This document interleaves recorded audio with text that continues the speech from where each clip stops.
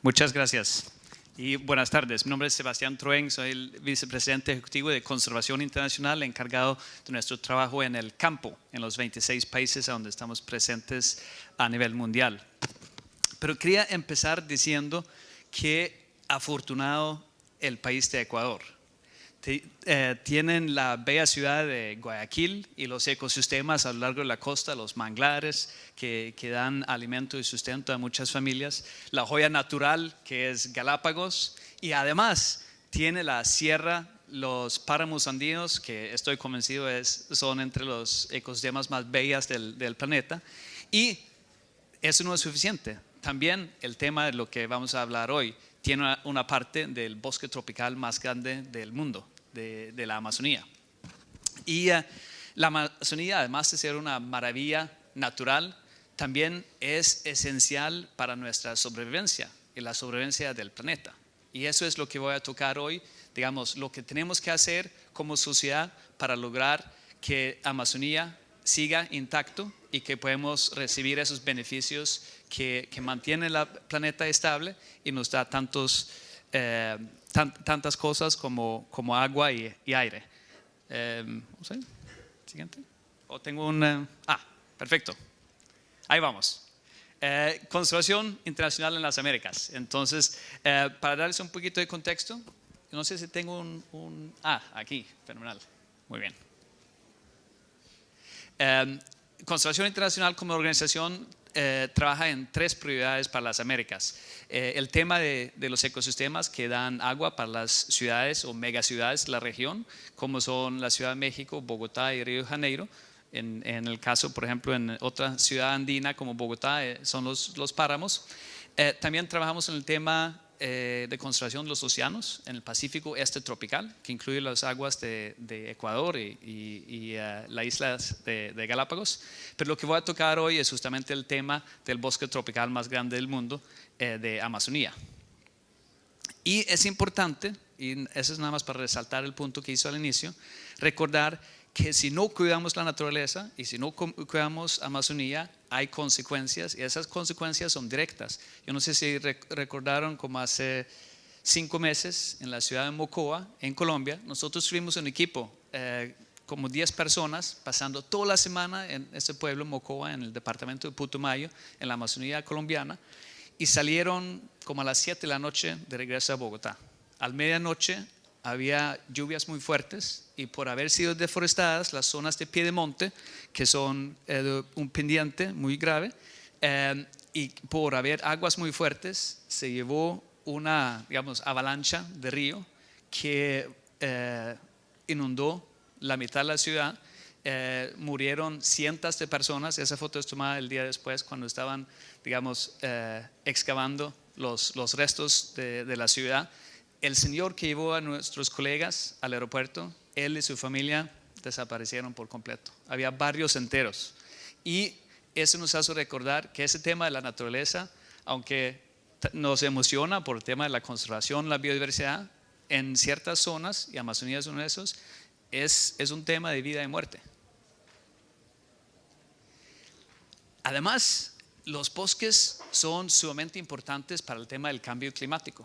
Si uno ve a nivel global la deforestación tropical, o sea, el cambio de uso de suelos en las zonas de bosques tropicales, contribuye entre 16 y 19% de las emisiones de dióxido de carbono que contribuyen al cambio climático. Y nosotros pensamos que si se logra evitar esa deforestación y si además se logra restaurar todas esas zonas que han sido deforestadas y que tienen potencial de restauración, se puede proveer 30% de la solución del cambio climático. Es una gran parte de la solución que muchas veces ni se menciona. Y además es más barato. Es mucho más costoso cambiar tecnologías, cambiar prácticas, hacer otras cosas que evitar la deforestación. Eso implica que si se aplican esas soluciones de naturaleza para el cambio climático, se puede resolver el problema del cambio climático casi 30% más barato, o si se convierte en tiempo, 2 a 5 años más rápido que si no se incluye en el tema de la naturaleza, en el tema de cambio climático. Y si uno lo ve a nivel global, uno dice, wow, los bosques tropicales obviamente son muy importantes. ¿Dónde están? 56% de los bosques tropicales remanentes se encuentran en las Américas y la gran mayoría de esos bosques justamente en la Amazonía. Entonces, obviamente, si queremos tener un clima estable y evitar todos esos impactos del cambio climático, queremos llegar a una meta de cero deforestación, que no se corten más el bosque, o si se hacen por necesidades como infraestructura o otros temas, que se reemplaza ese bosque en otras partes. Así se ve en términos de cobertura hace un par de años el bosque de Amazonía. Tiene el mismo tamaño como más o menos 90% de la parte continental de los Estados Unidos. Es un bosque enorme. Solamente el estado de Amazonas en Brasil es 50% más grande que todo el país de Colombia. Y por lo tanto provee un montón de valores globales que necesitamos. Además de regular el clima, también produce oxígeno y absorbe el dióxido de carbono. Entonces, claro que la población global depende de los bosques tropicales y de Amazonía. Nosotros, científicos colaboradores, mapearon dónde está este carbono en la Amazonía. Ahí pueden ver los colores. Lo más oscuro implica que hay más carbono en el bosque, la bosque más madura, los árboles más grandes. Y pueden ver que la parte de Ecuador obviamente es una fuente muy importante para carbono en Amazonía. Recientemente se han hecho investigaciones que muestran que Amazonía genera su propia lluvia. Y suena un poquito raro, pero se imagina un bosque tropical muy grande, hay polen y otro material orgánico que sale en el aire por encima del bosque, y se cree que baja la presión y jala el agua lleno de humedad del mar hacia el bosque, y así sigue. Entonces del Atlántico hacia el oeste jalan esa humedad, y lo que pasa es que si se corta demasiado este bosque, ese efecto desaparece. Y los científicos piensan que si se corta 30% del bosque amazónico, hasta el momento se ha cortado más o menos 10 o 11%, pero si llega a 30%, puede ser que ese efecto cambiará, disminuirá las lluvias y el bosque se convierte en una sabana. Y una sabana conserva mucho menos carbono que un bosque. Entonces va a tener un impacto global. Así que esa deforestación tiene potencial de amenazar no solamente a las poblaciones de Amazonía, sino a todos que vivimos en el planeta. Aquí se ve como en rosado la pérdida de bosque en la época de 2010-2014. Entonces, claro, pueden ver el frente en Brasil, donde hay mucha expansión de agrícola, comercial, ganadería. Algunas zonas por el Piedemonte en Perú, la zona de Putumayo en Colombia, pero también algunas zonas en Ecuador, en la Amazonía ecuatoriana, ¿no? Estas son las zonas de reto. También es importante para el agua. Amazonía es la cuenca más grande del mundo, conecta 9 países o territorios, dependiendo si considera que Guyana Francesa es su propio país o pertenece a Francia. Entonces tiene una gran importancia regional. Si vemos el tema de agua, este mapa muestra las zonas más importantes para agua, tanto para poblaciones que dependen de ello y como poblaciones que dependen de la energía que se consigue del agua, las hidroeléctricas. Y pueden ver que una de las zonas de más alta importancia se encuentra justamente en Ecuador. Entonces muestra la importancia de Amazonía en tema del agua. Yo creo que los punticos amarillos son las represas y los cuadraditos son ciudades. Entonces no es sorprendente que la mayoría de las represas para las hidroeléctricas están en las montañas, ¿no? Y el problema es que si cortamos el bosque, la lluvia disminuye, habrá más conflictos y hay menos oportunidades de desarrollo rural, porque si se queda una zona así, hay mucho menos posibilidades comparado con un bosque que es intacta, ¿no? Y también es esencial, obviamente, para la gente que vive en la Amazonía, ¿no? Y es el ecosistema probablemente más diverso del planeta, más de 1 millón de especies estimados, 350 pueblos indígenas que son absolutamente fundamentales en la conservación y el cuidado de la Amazonía. Y obviamente las 30 millones de personas que viven alrededor de Amazonía y depende de la Amazonía para agua y comida, ¿no? Aquí es un mapa que muestra en rojo las zonas más importantes para biodiversidad, determinada por los diferentes gobiernos de la región. Y pueden ver que incluye zonas en Ecuador. Ese es 1 millón de especies. Así que la Amazonía beneficia a la gente a nivel local, a nivel nacional, a nivel regional y también a nivel global. Reciben diferentes beneficios, pero todo depende de ello. Entonces nosotros nos sentamos con nuestros socios y nuestros colegas hace un par de años y pensamos, ¿qué podemos hacer? Es un bosque enorme. Nosotros somos una organización, tal vez somos globales, pero relativamente pequeña. ¿Cómo podemos tener un impacto? ¿Qué son las cosas más claves que deberíamos hacer para asegurar que la Amazonía se mantiene intacto? Y entonces pensamos, bueno, dividimos la Amazonía en 3 zonas.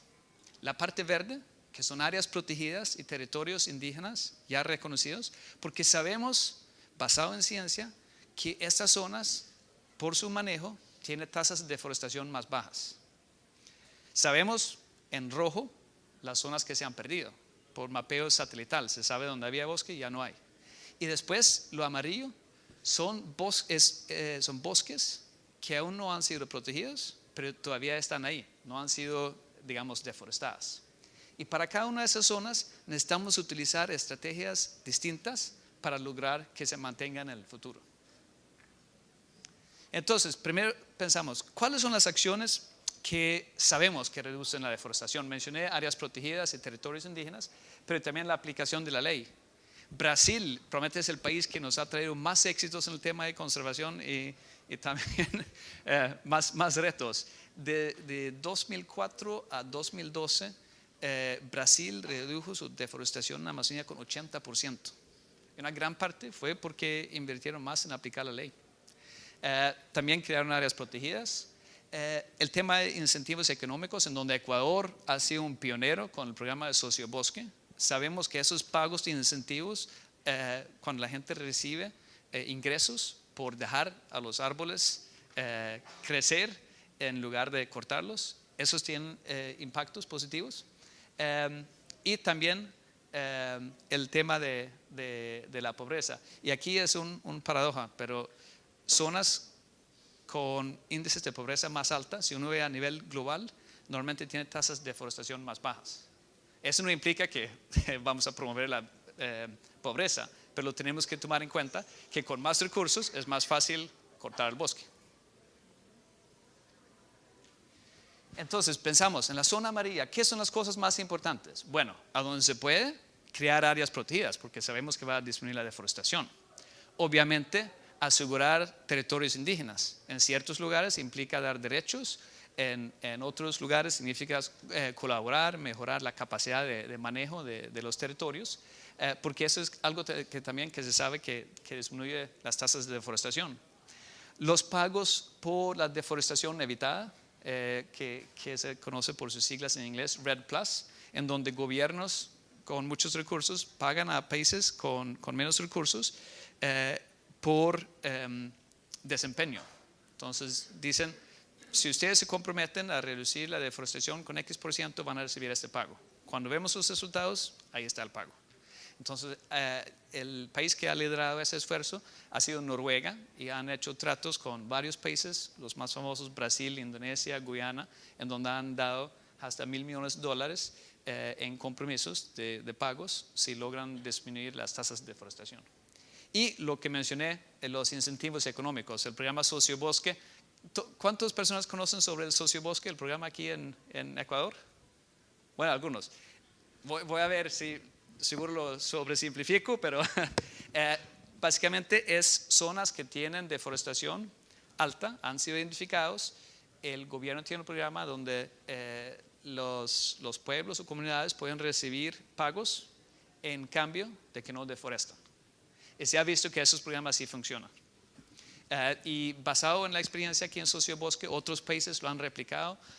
Ahorita existen programas en Bolivia, en Brasil, en Guyana, y muchos a través del equipo de CI Ecuador y el gobierno aquí han podido venir a Ecuador y aprender la experiencia. Este año tuvimos, creo que a los brasileños, una delegación de Guyana aquí para aprender de las experiencias de Ecuador y poder replicarlos en otros países en la Amazonía.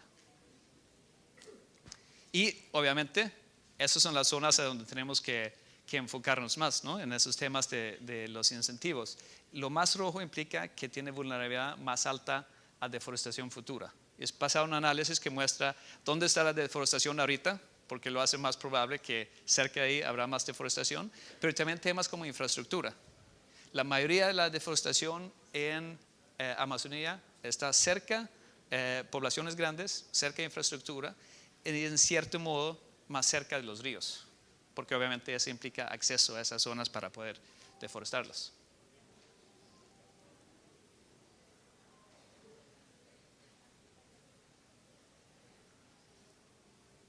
Otro ejemplo que quería compartir en el término de crear incentivos es algo que se llama acuerdos de conservación, algo que funciona a nivel local. Y voy a dar ejemplo de nuestros colegas en Perú, en una zona que se llama Alto Mayo, en Perú, el bosque protector Alto Mayo. Cuando empezamos a trabajar ahí hace una década, era la área protegida con las tasas de deforestación más altas de las áreas protegidas en Perú. Y aquí hay un montón de datos, ahorita voy a mostrar algunos, pero después de 10 años, ahorita es el área protegida mejor financiada de todas las áreas protegidas de Perú, y las tasas de deforestación han caído significativamente. Y voy a mostrar 3 partes de este gráfico. Esas son las tasas de deforestación, y se ve la parte negra. Pueden ver que cuando empezamos estaban las tasas más altas y han declinado por lo menos 30 o 40%. Y ha sido certificado independiente 3 veces, o sea que consultores independientes llegan y vean los mapas, vean los sitios y han podido mostrar que realmente ha bajado las tasas de deforestación. También hemos visto, porque cuando llegamos pensamos, bueno, las emisiones aquí, la mayoría viene de deforestación. La deforestación son por pequeños productores de café que cortan el bosque para sembrar café.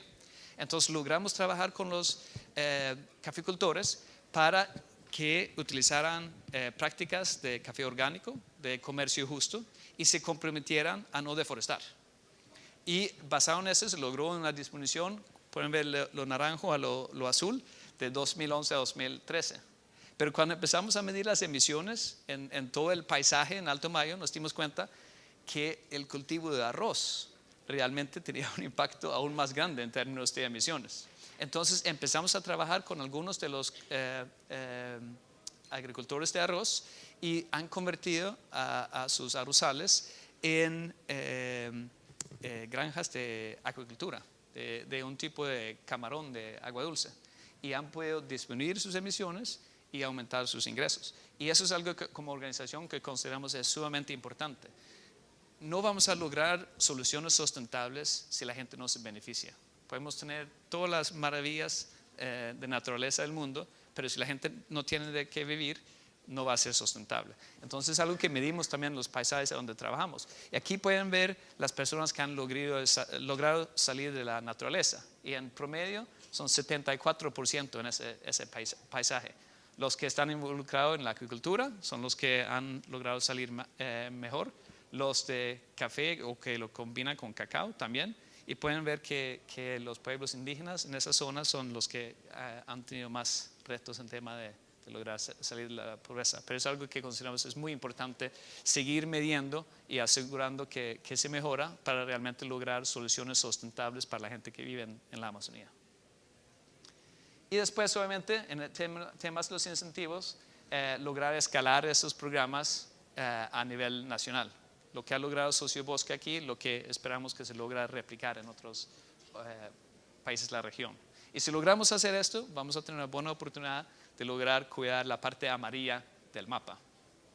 En la parte verde es la gran ventaja, que ya es declarado como área protegida o reconocido como territorios indígenas, pero sabemos que también que en algunos países de la región, en algunas áreas protegidas, no tienen suficientes recursos para poder manejar bien esas áreas. Y tal vez si están ubicados cerca de la frontera agrícola, también tienen mayores presiones que otras áreas protegidas. Entonces, algo que consideramos importante en todos los países de la región, asegurar que las áreas protegidas tienen suficientes recursos, personal, y que los territorios indígenas tienen el apoyo que necesitan para poder manejarlo. Porque hoy en día, más o menos una cuarta parte, un poquito menos, 23%, de la Amazonía está incluida en territorios indígenas. Entonces, colaborar y trabajar de cerca con los pueblos indígenas es absolutamente fundamental para el futuro de Amazonía. Históricamente, nosotros hemos trabajado o apoyado trabajo en esas áreas, algunos territorios indígenas, áreas protegidas, corresponde a más o menos 11% de Amazonía. Entonces nos sentimos muy orgullosos, pero al mismo tiempo muestra que no es suficiente y enfatiza por qué es tan importante colaborar entre muchas organizaciones. Si vamos a lograr conservar el bosque tropical más grande del mundo, requiere el apoyo de todos, el gobierno o los gobiernos, el sector privado, las comunidades, los ONGs. Y ahí creo que entramos en la parte roja. ¿Qué hacemos en esta parte que ya ha sido deforestada? Bueno, si hay oportunidad de restaurarlo, fenomenal, pero también tenemos que asegurar que las actividades que ocurren en esta zona roja sean sustentables. En muchos casos es agricultura o ganadería y no queremos que siga avanzando esta frontera agrícola, ¿no? Queremos que la agricultura sea sostenible y que se logre producir lo que necesita la ciudad en términos de productos agrícolas. La misma cosa con la infraestructura sostenible. Vivo en Bogotá. Colombia es uno de los países con menos infraestructura por cápita en América Latina por el conflicto que ha habido en el país. Ahorita ha logrado un acuerdo de paz. Eso implica que hay planes muy ambiciosos en el tema de infraestructura. Es importante que esos planes sean ambientalmente cuidadosos para no abrir otras frentes de deforestación en el país. Obviamente los gobiernos pueden tomar decisiones sobre políticas públicas y esperamos que más de esas políticas sean verdes y obviamente los premios Latinoamérica Verde pueden contribuir justamente a buscar estas soluciones en términos de políticas de economía verde. Nosotros trabajamos con varias comunidades, varios productos agrícolas. Trabajamos con el tema de palma de aceite, que ha causado mucha deforestación en Asia sureste, no tanto en América Latina aún, y esperamos que sea así. Trabajamos con sectores de producción de palma de aceite en diferentes partes de Amazonía, incluyendo aquí en Ecuador, para asegurar que se hace, pero se hace en tierras degradadas, que no se corte bosque primario para poner palma, sino que se aprovecha esas tierras que ya son degradadas para plantaciones de esta palma. Y la misma cosa en el Cerrado, en Brasil, que es el ecosistema que va alrededor de Amazonía, en donde se está expandiendo muy rápidamente el cultivo de soya y tenemos la preocupación que se sigue expandiendo, que también va a entrar en Amazonía. Estamos trabajando con varias empresas para ver de la misma manera cómo se pueden mejorar las prácticas y aumentar la producción, pero sin cortar árboles y sin causar deforestación. Es importante también poner las cosas en perspectivas. Como organizaciones ambientalistas siempre estamos preocupados por las amenazas, ¿no? y a veces olvidamos también las buenas noticias. Cuando la Organización de Conservación Internacional inició hace 30 años, y obviamente lo que voy a mostrar ha sido el trabajo de muchas organizaciones y muchos gobiernos, así se veía Amazonía. Había un par de áreas protegidas, pero no muchas, ¿no? Eso fue en 1987.